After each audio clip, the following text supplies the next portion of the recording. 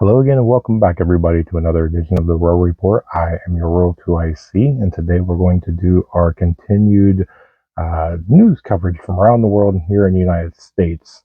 There's not a whole lot to share, which is actually a good thing. So hopefully this will actually be a little bit of a short video. Uh, but let's jump into it and then I want to show you something, so make sure you stick around to the end. Okay, so first, in no particular order, the Houthis struck an oil tanker. This happened actually, I think it was like 2 or 3 days ago, but it was announced yesterday that there is now an 18-mile-long oil spill trailing behind it. So it's going to be interesting to see what they do about that. Next, there are explosions that are being reported in the capital of Yemen. This is another confirmation that the US and UK are continuing strikes. From what I've gathered, they have basically did strikes every day, kind of since the beginning of all this. Just mainstream media is not reporting on it, and a lot of the things that they are hitting are not really important at all. It's just kind of a show of force. They're just kind of hitting here, hitting there, but they're almost pretty much launching daily. Um, so at least this comes out that there's a confirmation that they're actually still striking. Speaking of which, there is now reports of an explosion not long ago in and I'm going to try and pronounce this. Bear with me. The Zaporizhia. I can't pronounce this. It's the nuclear power plant in Ukraine. There was a fire, a little bit of a warning issue, but I haven't seen anything else about it. So fingers crossed that wasn't anything too bad. But looks like there was an explosion. We'll just have to wait and see. I would assume if it was anything bad, we would have heard something by now. Ukraine did launch a kind of a counterattack, and they launched several drones into a metallurgical plant inside of Russia, resulting in a fire at the facility. Next is that there is currently major protests going on right now in Tel Aviv. There's a lot of pictures, a lot of videos, a lot of different everything um, that's showcasing this. Most of these people that's out there are basically wanting Netanyahu to resign. There is a lot, and this is complete with a bunch of people out in the streets, a bunch of fires, smoke. They brought out the water cannons, and there's been word of several arrests. So people are not happy in Tel Aviv, as well as there was some protest about Macron as well, resulting in, I didn't see any fires, but there were a lot of pushing, shoving, arguing. I think a couple of arrests as well. But again, it's showcasing that people around the world they're not happy with what's going on. Next, this one is going to be a little bit of a numbers game. So it was announced yesterday that and they're calling them in this article, resistance soldiers in Yemen grew by 200,000. So they did a little bit of a math, and I kind of checked what I could in open source ways to look and see if these numbers looked halfway correct, which they did to what I could gather.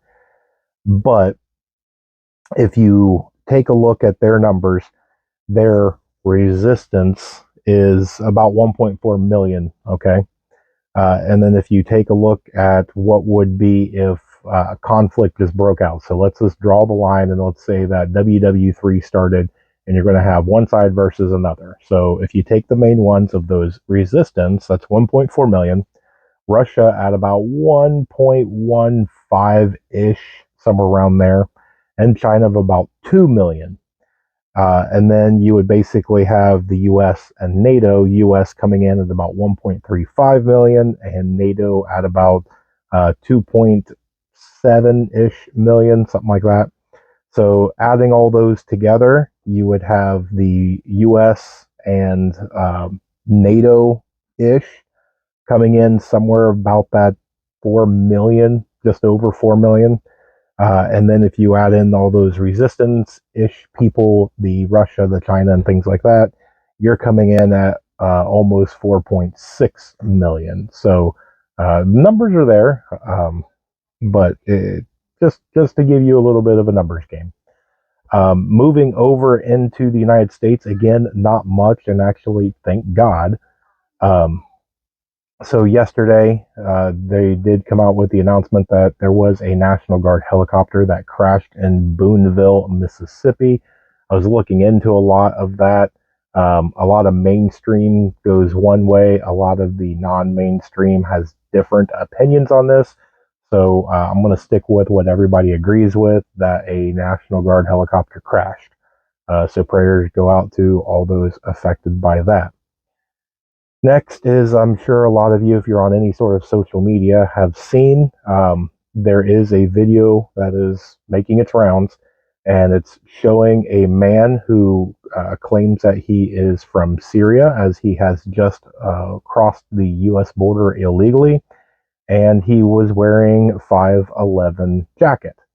Now, the interesting part is most of the ones of people that are trying to showcase this, they all are putting in clickbait headlines, and they're saying dangerous, illegal wearing 511 tactical gear.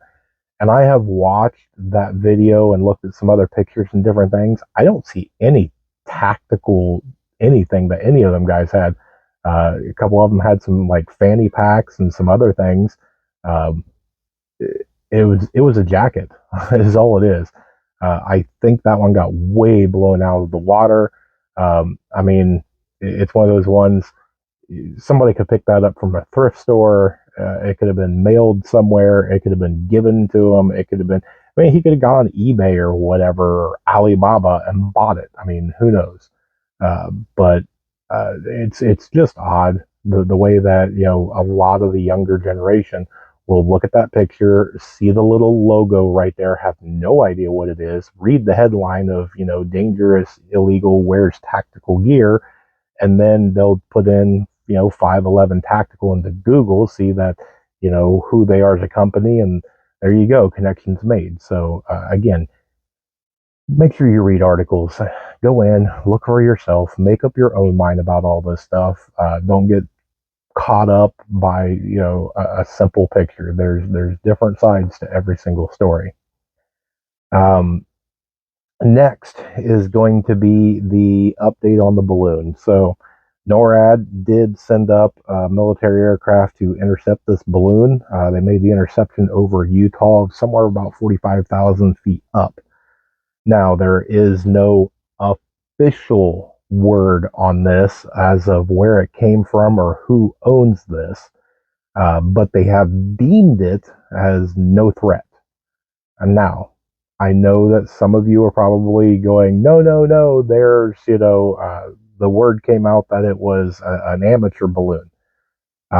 As far as I could see on everything, that is just rumor. I have not seen anything of anybody of authority say that that's the official narrative on this. So I'm going to continue sticking with unknown aerial balloon.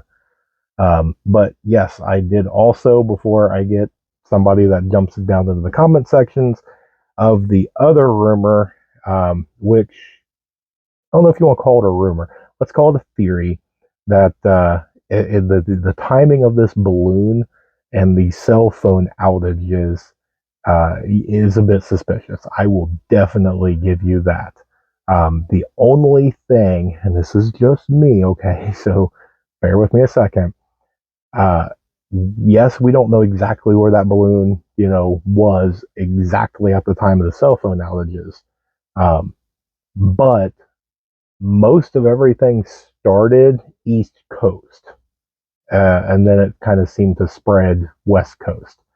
And it wasn't like the whole thing got hit all at once. It seemed to kind of cascade, and balloons don't move very fast. So I doubt it went from here and started it and slowly moved its way that way, because you got to remember it's a balloon, and usually you get winds west to east, and so that balloon could travel west if it had some sort of power, that it could move, but it would be fighting a lot of headwind being that far up. But then again, it's just my thinking. Could it have something to do with it? Yeah, I suppose it very well could. I have no proof to say it did or it didn't. So I'm just throwing out my thought process. I'll let you guys make up your own minds on it. If I get any more word, I will let you know. But like I said, it's a short one. That's all I really got. There was a bunch of other things, but I couldn't do some confirming on them. There's a lot of just little tiny things that just didn't seem to either pan out, or I was waiting until the story expanded a little bit. I didn't want to have the excuse of just throwing filler things in there to try and make a longer video. But with that being said, if you made it to this far in the video, guess what? You rock. I appreciate your time and spending a little bit of your Saturday with me. And then I want to showcase something. So I have put this on Facebook. If you're not on Facebook, I apologize. I'm trying to do a little bit different things, so that way, people get a little bit different of an enjoyment. But I'm doing a sticker board. So I have went this morning and I have purchased my board. I'm going to cover myself up and see if I can get this in here. Somebody open it up.